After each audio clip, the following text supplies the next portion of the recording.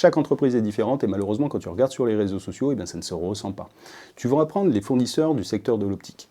Par exemple, ceux qui fabriquent des lunettes. Eh bien, tu vas avoir des catalogues de lunettes. Alors, pour eux, ce sont des belles photos, et c'est vrai qu'elles sont plutôt pas mal, elles sont bien faites les photos, mais pour eux, ce sont des photos de leurs produits, de leurs lunettes, ils pensent attirer des clients grâce à ça, sauf que pour le consommateur, entre celui-ci et celui d'à côté, il ne voit pas la différence.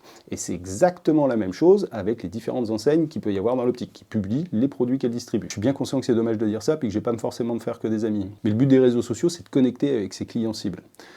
Sur les réseaux sociaux, l'interaction est bilatérale. On n'est pas dans une information descendante comme la télévision, la radio, la presse, où l'interaction n'est pas possible. Aujourd'hui, sur les réseaux sociaux, le consommateur veut interagir, et même si c'est un client B2B, il veut interagir avec la marque. Et je ne comprends toujours pas pourquoi ils publient tous la même chose, alors qu'il y a plein d'axes différents pour bien communiquer. L'entreprise doit communiquer en fonction de ses valeurs, en fonction de son positionnement, en fonction de sa cible, déterminer un réel objectif et tout faire pour l'atteindre. Et ça, ce qu'on a du mal à se rendre compte, c'est que c'est souvent pas le premier objectif quand on pose la question qui est donné, c'est pas celui-là. Il faut aller le chercher plus loin. C'est pas des stratégies qu'on développe comme ça en un claquement de doigts. C'est souvent, ça demande de s'imprégner avec l'entreprise pour bien comprendre son ADN, son but, et ensuite d'essayer de trouver l'axe de communication qui va permettre de l'atteindre.